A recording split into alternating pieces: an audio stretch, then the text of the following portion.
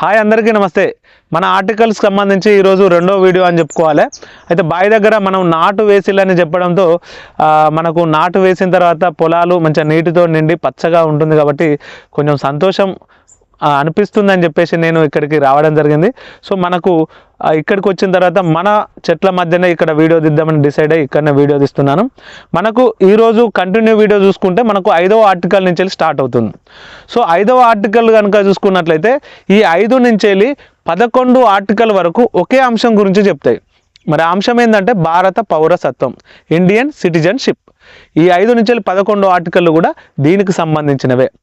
So 5 నుంచి వెళ్ళి 10 వరకేమో ఎవరికి ఈ పౌరసత్వం ఇవ్వబడుతుంది, ఎవరికి ఇవ్వదు, ఒకవేళ భారత పౌరుడు ఏ విధంగా ఉంటాడు అనే అంశాలతో 5 నుంచి వెళ్ళి 10 ఆర్టికల్స్ ఉంటాయి. ఎవరికి ఇస్తారు, ఎవరు అర్హులు, ఎవరు అనర్హులు అని చెప్పేసి చెప్తాయి. 11వ ఆర్టికల్ గురించి మనం చెప్పుకోవాలి.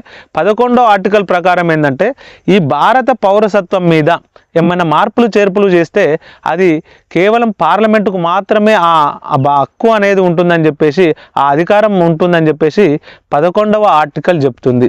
11వ ఆర్టికల్ ఎక్కడిది? భారత రాజ్యాంగంలో ఉన్నటువంటి 11వ ఆర్టికల్. మరి పార్లమెంట్ అంటే మనందరికీ తెలుసు, పార్లమెంట్ అంటే లోక్సభ ఉంటుంది, రాజ్యసభ ఉంటుంది. లోక్సభనేమో మనం డైరెక్ట్ ఎన్నుకుంటాం లోక్సభ ఎంపీలను. రాజ్యసభ మాత్రం ఏంటంటే మనకు ఎంపీలు అనేది వివిధ రూపాలలో నామినేట్ చేయబడతారు.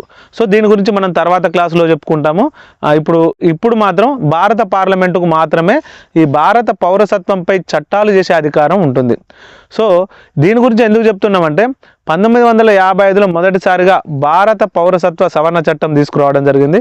ఇలా అప్పుడప్పుడు అంటే మన సమాజంలో వస్తున్న మార్పులకు అనుగుణంగా ఈ సవరణ చేసుకుంటూ చివరిసారిగా 2019 డిసెంబర్ 12 నాడు నరేంద్ర మోడీ ప్రభుత్వం సిటిజన్షిప్ అమెండ్మెంట్ యాక్ట్ని తీసుకురావడం జరిగింది. ఇది జనవరి నుంచి వెళ్ళి 2020 నుంచి అమల్లోకి వచ్చింది. దీని ఒక ముఖ్య ఉద్దేశం ఏంటంటే డిసెంబర్ 31, 2014 లోపు ఎవరైతే బంగ్లాదేశు, పాకిస్తాను, ఆఫ్ఘనిస్తాన్ నుంచి వెళ్ళి భారతదేశానికి వచ్చినటువంటి జైనులు, సిక్కులు, బుద్ధులు, క్రిస్టియన్స్ ఉంటారో వాళ్ళందరికీ కూడా భారత పౌరసత్వం ఇస్తామని చెప్పేసి ఈ చట్టం యొక్క ముఖ్య ఉద్దేశం. సో దీనిలో కొంత ఎలిగేషన్స్ అయితే రావడం జరిగింది. అప్పట్లో పెద్ద దుమారం అయితే లేచింది. కానీ మనం దాని జోలికి వెళ్ళలేము. మనకు ఒకటి గుర్తుంచుకోవాల్సింది ఏంటంటే 5 నుంచి వెళ్ళి 11 ఆర్టికల్స్ మనకు భారత పౌరసత్వం గురించి చెప్పుతాయనేది ఒకటి గుర్తుంచుకోవాలి. 11వ ఆర్టికల్ ప్రకారం భారత పౌరసత్వంపై మార్పులు చేర్పులు చేసే అధికారం పార్లమెంటుకు మాత్రమే ఉంటుందనేది మనం ఒకటి గుర్తుపెట్టుకుంటే సరిపోతుంది. ఈ వీడియో విన్న వారందరికీ కూడా నా ధన్యవాదాలు తెలుపుకుంటున్నాను. మరిన్ని వీడియోస్ కోసం మన ఛానల్ని